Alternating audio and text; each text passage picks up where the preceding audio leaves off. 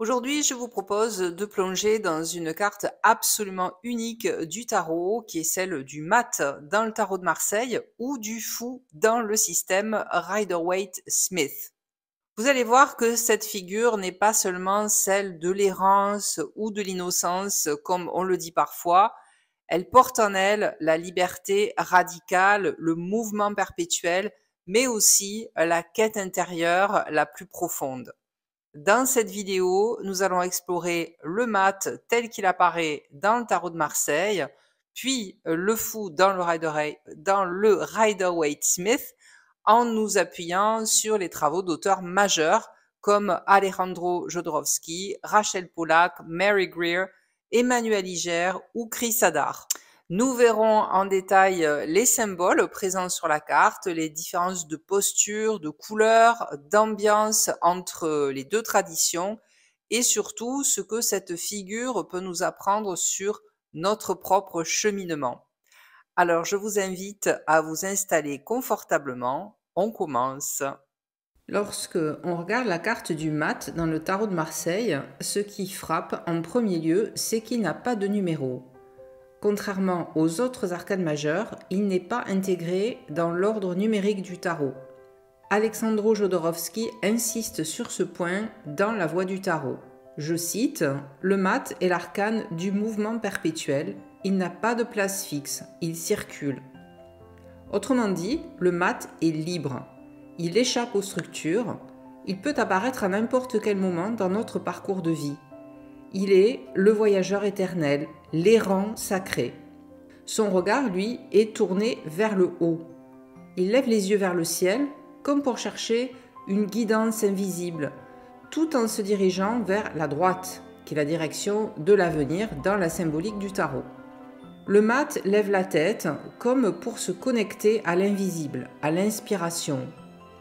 Ce détail est crucial. Il ne s'agit pas de quelqu'un qui fuit, mais d'un être en marche vers quelque chose de plus grand que lui. Son corps est en léger déséquilibre, une jambe tendue, l'autre en suspension. Cette posture traduit le mouvement constant, mais aussi l'incertitude. Il avance sans carte ni boussole, porté uniquement par son élan intérieur. À ses côtés, un chien bondit et mord sa jambe ou son vêtement. Ce chien, que certains perçoivent comme un agresseur, est en réalité un symbole profond. Emmanuel Iger écrit « Le chien du mat n'est pas un ennemi. Il représente les attachements inconscients, tout ce que nous traînons avec nous, même quand nous croyons être libres. Ainsi, le chien est la mémoire du connu qui tente de retenir le mat. Mais il peut aussi, comme le propose Chris Hadar, être la poussée intérieure. Ce chien peut aussi symboliser la nécessité vitale de partir. » Je cite Chris Hadar. Donc il y a deux lectures qui coexistent, soit frein, soit moteur. Le mat porte sur son épaule un baluchon attaché à un long bâton. Ce baluchon n'est pas un simple accessoire de voyage. Pour Jodorowsky, le baluchon contient la totalité de l'expérience humaine, toutes ses vies, ses souvenirs, ses douleurs et ses joies.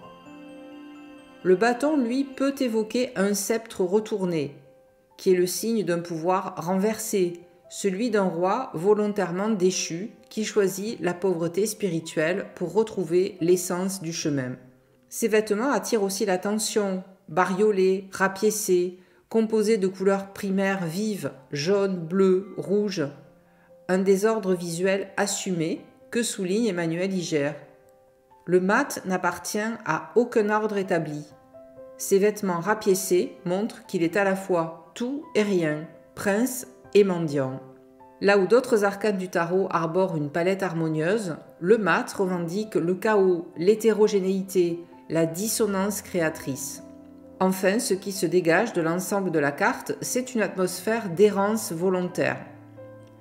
Jodorowsky écrit « Le mat est celui qui, ayant tout quitté, marche sans peur, porté par une foi intérieure pure. Il n'a pas de destination précise. Son chemin est le chemin lui-même. » Passons maintenant au fou du Rider-Waite-Smith. Dès le premier regard, la carte nous offre une scène éclatante de lumière et d'ouverture. Un jeune homme marche d'un pas léger au bord d'une falaise, prêt à s'élancer dans l'inconnu. Ce qui frappe tout de suite, c'est le chiffre 0 inscrit sur la carte.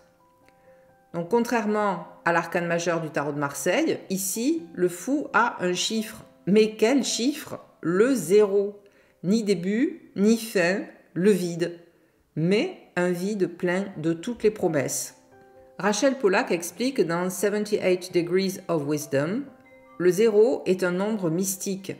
Il contient tout et rien à la fois. Il est l'espace de toutes les possibilités.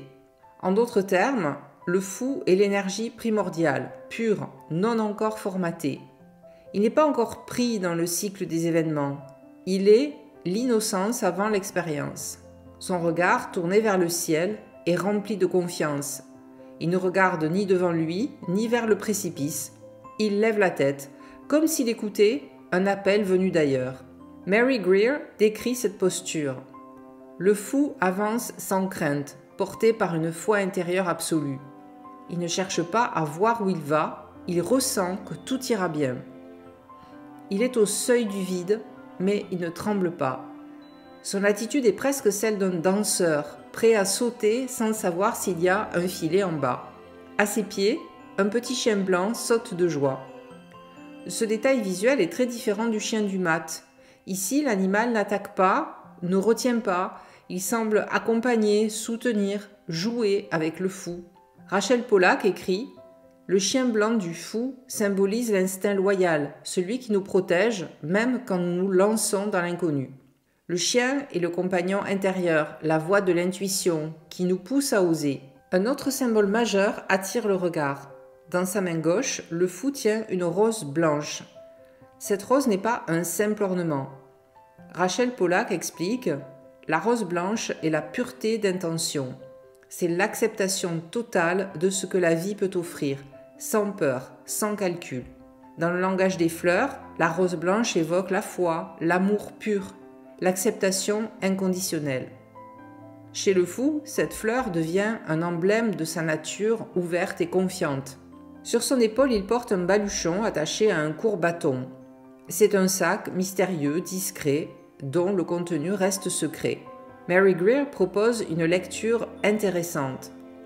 Le baluchon contient tout ce dont le fou aura besoin au cours de son voyage, même s'il ne sait pas encore qu'il possède ces ressources. Ainsi, le fou est prêt même sans en être conscient. Il emporte avec lui les graines de son évolution, cachées dans l'invisible.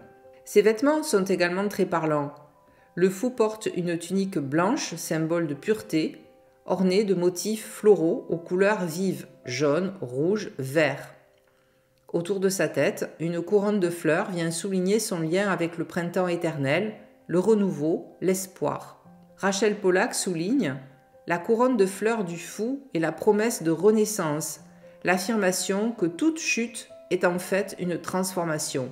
Le ciel est d'un bleu éclatant et un soleil doré brille derrière lui, inondant la scène de lumière. » Tout dans cette carte évoque l'enthousiasme, la fraîcheur, la confiance radicale dans la vie.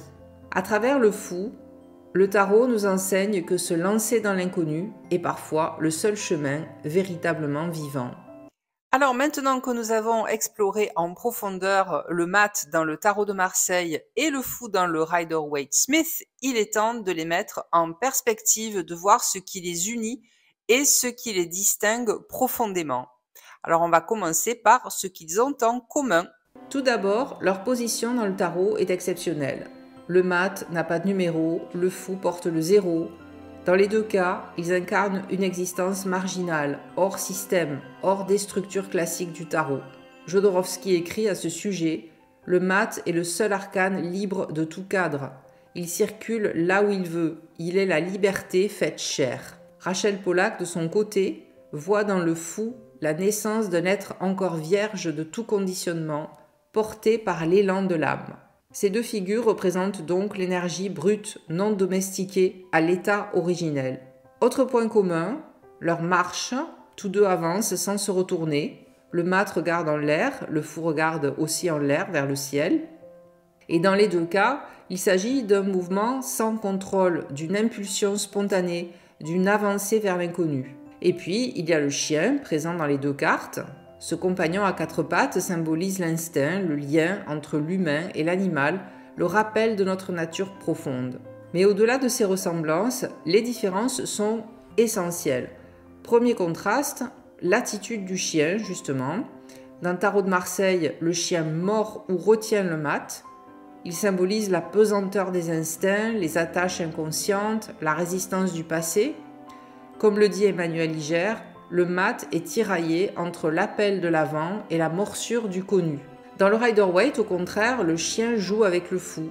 Il n'est pas un obstacle, mais un allié. Pollack précise, le chien du fou est son compagnon de route, celui qui le pousse à aller plus loin encore. Ici, l'instinct est intégré, domestiqué, transformé en guide loyal. Deuxième contraste, la direction intérieure. Le mat, dans le tarot de Marseille, semble poussé par une nécessité, parfois par la fuite. Il quitte quelque chose, il abandonne. Il est expulsé de l'ancien monde pour marcher vers autre chose, sans savoir quoi. Le fou dans le Rider-Waite est attiré vers un ailleurs lumineux. Il est appelé plutôt que chassé. Il marche vers son destin avec joie, confiance, légèreté. Emmanuel Iger résume magnifiquement cette différence. Le mat est poussé par ce qu'il fuit, le fou est attiré par ce qu'il sent. Troisième différence, les vêtements. Le mat porte des habits râpés, incohérents, chaotiques. Il est le signe de la rupture avec toute appartenance. Son apparence est celle d'un être en marge, déchiré, fragmenté. Le fou, lui, porte des habits clairs et joyeux, ornés de fleurs, symbole d'espoir et de renouvellement. Il est le danseur du commencement, non pas l'errant de l'abandon. Quatrième différence, l'ambiance générale. Le mat est plongé dans un monde rude, ambigu, parfois hostile. On voit qu'il n'y a pas beaucoup de végétation sur cette carte. Il est l'alchimiste errant, le pèlerin qui n'a rien à perdre. Le fou évolue dans un univers lumineux, baigné de soleil. Il incarne la grâce du premier pas, la magie du nouveau départ. Ces différences ne sont pas anecdotiques. Elles traduisent deux compréhensions fondamentales du chemin humain. Le mat, l'errance, le dépouillement, la marche sans retour. Le fou, l'élan, la foi, la naissance d'une conscience nouvelle. Donc deux figures, deux visions de l'initiation. Alors, que nous disent en profondeur le mat et le fou sur nous-mêmes et sur le chemin de la vie? Au premier abord, ils peuvent sembler assez différents. L'un est rude, errant, porté par une nécessité obscure. L'autre est lumineux, dansant, porté par la confiance. Mais en réalité, ce sont les deux faces d'une même vérité essentielle. Tous deux nous enseignent l'importance de lâcher prise. Tous deux incarnent le moment du saut, celui où l'on quitte ce que l'on connaît sans savoir ce que l'on va trouver. Alejandro Jodorowsky, dans La Voix du Tarot, insiste là-dessus. Le mat est l'être qui a renoncé à l'ego. Il ne se définit plus par un nom, un statut ou une histoire. Il est en marche vers l'inconnu. Dans le tarot de Marseille, le mat est celui qui quitte sans espoir de retour. Il sait que rien de ce qu'il abandonne ne pourra jamais être récupéré. Son chemin est un chemin de dépouillement, de solitude, de rupture intérieure. Il marche sans carte, sans repère, parfois même sans espoir, et pourtant il continue. Dans le Rider-Waite-Smith, le fou est celui qui saute avec joie.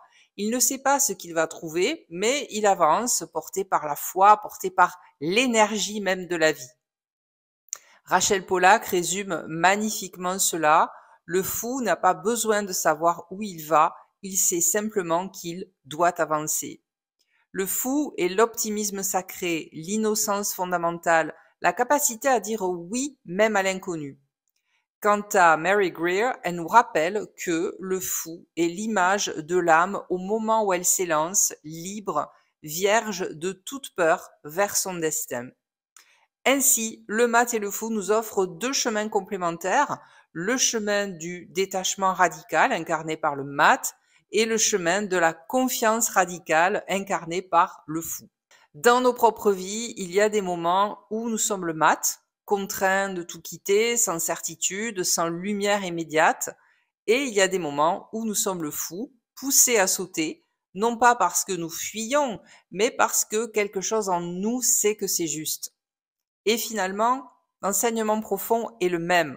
Marcher sans garantie, faire confiance au mouvement, accepter de ne pas savoir où l'on va. Le tarot nous rappelle à travers ces deux figures que c'est dans l'instant du pas dans le vide que commence réellement le voyage intérieur. Il ne s'agit pas d'avoir toutes les réponses, il s'agit d'oser faire le premier pas. Pour terminer ce voyage autour du mat et du fou, je vous propose d'élargir encore un peu notre regard, car si chaque système, le Marseille ou le Rider-Waite, donne une identité forte à cette figure de l'errance et de l'innocence, chaque créateur de tarot, à travers l'histoire, lui apporte aussi sa propre vision. Donc, je vous invite à découvrir différentes versions du mat ou du fou à travers des jeux anciens ou plutôt contemporains dans ceux que j'ai choisis. La première est le vagabond dans le tarot de la forêt enchantée.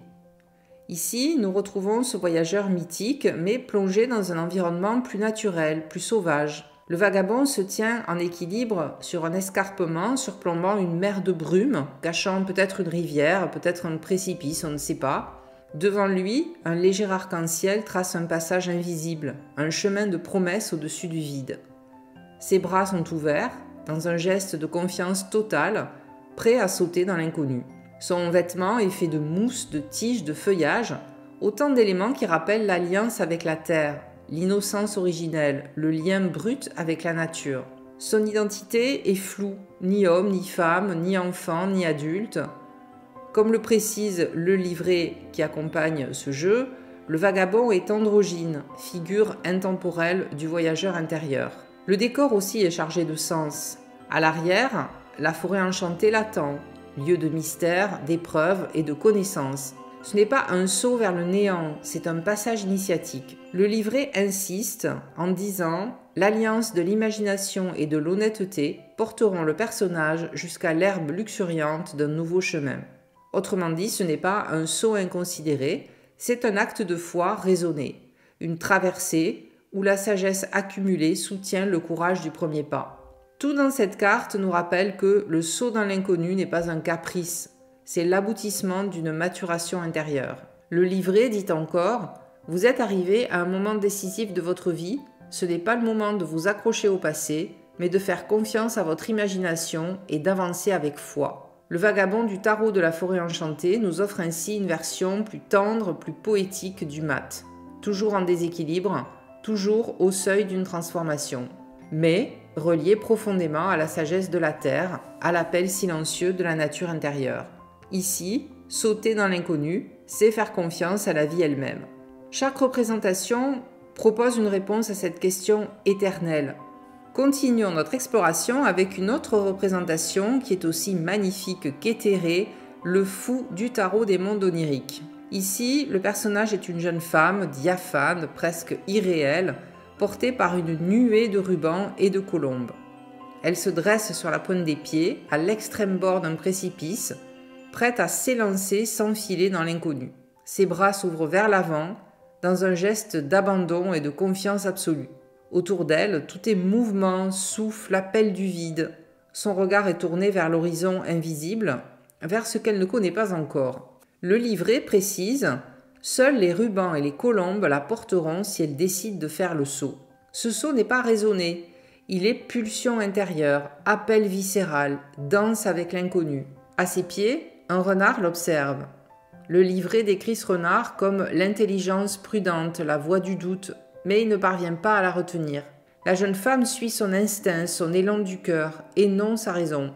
La carte du fou ici incarne la tension entre l'intuition et l'intellect, entre le besoin de comprendre et le besoin de vivre sans comprendre. Le livret écrit encore « Lequel des deux est fou ?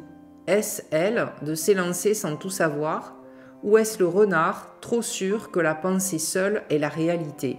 Ce passage est essentiel. Il montre que l'acte de foi du fou est aussi un acte de sagesse supérieure, une reconnaissance que le mental ne suffit pas à guider nos grandes traversées. L'arrière-plan de la carte renforce cette impression. Le ciel est vide, infini, baigné de lumière douce. Pas de paysage défini, pas de balises. seulement l'espace immense de toutes les possibilités. Dans ce tarot, le fou n'est pas seulement celui qui prend des risques, il est celui qui accepte que l'inconnu est plus vaste que tout ce que l'on peut contrôler. Son saut n'est pas une erreur, c'est un acte de création pure. Comme le souligne le livret, les possibilités sont sans limite pour celui qui cherche. Le fou du tarot des mondes oniriques nous enseigne que parfois, il faut lâcher le connu pour devenir réellement libre. Voici maintenant une autre vision de la figure du fou, qui est la folle du Darkwood Tarot. Dès le premier regard, on ressent que cette carte s'inscrit dans une atmosphère plus sombre, plus intérieure, mais tout aussi puissante. La folle est représentée comme une jeune femme, debout, à l'orée d'un précipice, le regard tourné vers le ciel. Son visage exprime la joie légère, l'innocence pleine du moment présent. Ses vêtements, faits de haillons élégants, témoignent d'une vie en marge des normes sociales. La folle est libre, libre des conventions, libre des jugements, libre même de la peur. Autour d'elle, plusieurs symboles riches peuplent la scène. Un chat noir, image de la magie féline et de l'indépendance. Un renard, symbole d'ingéniosité. Une araignée, représentante des contes, de la narration des cycles de vie. Et un lézard furtif qui évoque la passion et le feu intérieur. Le livret nous dit: la folle est l'archétype de l'enfant. Elle entreprend son voyage sans conscience des regards, des jugements, ni même du danger. Son baluchon, rouge vif, contient ses expériences passées, ses vies antérieures, son karma, mais elle ne s'en encombre pas. Elle marche en toute innocence, portée par son âme et non par ses souvenirs. À la main, elle tient une rose blanche, symbole de pureté et d'amour, une rose que l'on a déjà vue dans le Rider-Waite-Smith original, mais ici, plongée dans une dimension plus mystique. Le livret donne comme mot-clé ou expression clé agir de manière impulsive, faire un acte de foi, embrasser la liberté sans peur. La folle ne craint pas le vide, la falaise s'ouvre sous ses pas, mais l'univers semble lui-même vouloir la porter. Elle incarne à la fois le commencement absolu et la confiance enfantine, celle qui n'analyse pas, qui ose parce que la vie appelle. Cependant, comme toute figure complexe, la folle porte aussi son ombre. C'est un rappel du thème de ce tarot qui est le Darkwood Tarot et qui est un tarot très intéressant pour travailler justement sur son ombre, le fameux Shadow Work. Donc le livret nous dit « Éviter la réalité pour ne pas affronter la vérité, jouer les innocents pour fuir ses responsabilités ». Ainsi, le saut dans l'inconnu peut être une libération ou aussi une fuite, tout dépend de l'intention intérieure. Dans ce Darkwood Tarot, la folle nous invite à nous demander « Suis-je en train de fuir ou de suivre l'appel de mon âme ? Suis-je naïf ou suis-je libre ?» La folle nous rappelle que la vraie liberté commence là où les regards extérieurs n'ont plus d'emprise sur notre chemin intérieur. Revenons maintenant à l'une des représentations les plus classiques du mat, celle du tarot de Pierre Madenier, fidèle à l'esprit du tarot de Marseille traditionnel.